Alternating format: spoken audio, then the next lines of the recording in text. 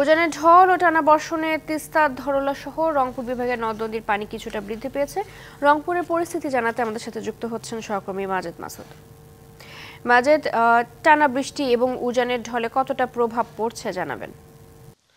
চৈতি, এখন পর্যন্ত আসলে এমন কোনো প্রভাব পড়েনি যেটি আসলে নদীপাড়ের মানুষদেরকে আতঙ্কিত করছে বা দুর্ভোগে ফেলেছে, সে ধরনের প্রভাব পড়েনি। তবে যেটি জানা যাচ্ছে যে যদি আসলে আবহাওয়ার যে অবস্থা সেটি যদি বৃষ্টিপাত অব্যাহত থাকে তাহলে হয়তো নদীপাড়ে একটি আশঙ্কা রয়েছে বন্যা পরিস্থিতি স্থায়ী হওয়ার। যদিও পানি উন্নয়ন বোর্ড থেকে বলা হচ্ছে যে আগামী রোববার মধ্যরাতের পরেই কিন্তু পরিস্থিতির উন্নয়ন ঘটবে। একটি তথ্য আপনাকে দিয়ে রাখতে চাই যে গতকাল সকাল 6টার পূর্ববর্তী যে 24 ঘন্টায়, এই 24 ঘন্টায় রংপুর বিভাগে আসলে বৃষ্টিপাত রেকর্ড করা হয়েছে 919 মিলিমিটার। ইলাস্টোমের ইমালশন থাকায় দেয়াল থাকে ড্যাম্প প্রুফ ফাঙ্গাল মুক্ত।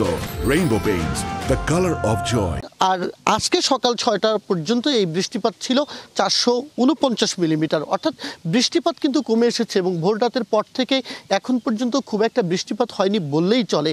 যেহেতু একদিকে আবহাওয়ার উন্নয়ন ঘটছে, অন্যদিকে উজানের যে পাহাড়ি ঢল সেটি স্থিতি পর্যায়ে রয়েছে। এখন পর্যন্ত পানির মাত্রা খুব বেশি বাড়েনি, যদিও গতকাল থেকে আজ সকাল 6টা পর্যন্ত তিস্তার পানি 20 সেন্টিমিটার বৃদ্ধি পেয়েছে। তবে সকাল 6টার পর থেকে এখন পর্যন্ত এই পানির মাত্রা স্থিতিশীল অবস্থায় রয়েছে। নীলফামারীর ডালিয়া ব্যারেজ পয়েন্টে তিস্তার পানি এই মুহূর্তে বিপদসীমার 15 সেন্টিমিটার নিচ দিয়ে প্রবাহিত হচ্ছে।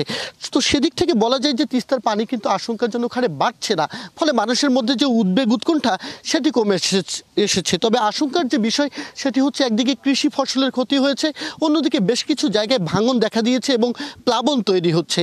ফলে মানুষের যেমন কৃষি ফসলের ক্ষয়ক্ষতি হচ্ছে, বিশেষ করে আমন, বাদাম এবং মরিচের ক্ষেত ডুবে গেছে, মাছের ঘের ভেসে যাচ্ছে। অন্যদিকে আমরা যদি বলি যে বেশ কিছু জায়গায় কিন্তু যোগাযোগের জন্য সমস্যা তৈরি হচ্ছে এবং বেশ কিছু জায়গায় ভাঙন দেখা দিচ্ছে। তো এই ছোটোখাটো ভোগান্তি ছাড়া আর বড় ধরনের আতঙ্ক তৈরি হয়নি। আশা করা যাচ্ছে আগামী 24 ঘন্টা পরেই পরিস্থিতির উন্নয়ন ঘটবে বলেই পানি উন্নয়ন বোর্ড আমাদেরকে জানিয়েছে। চৈতি।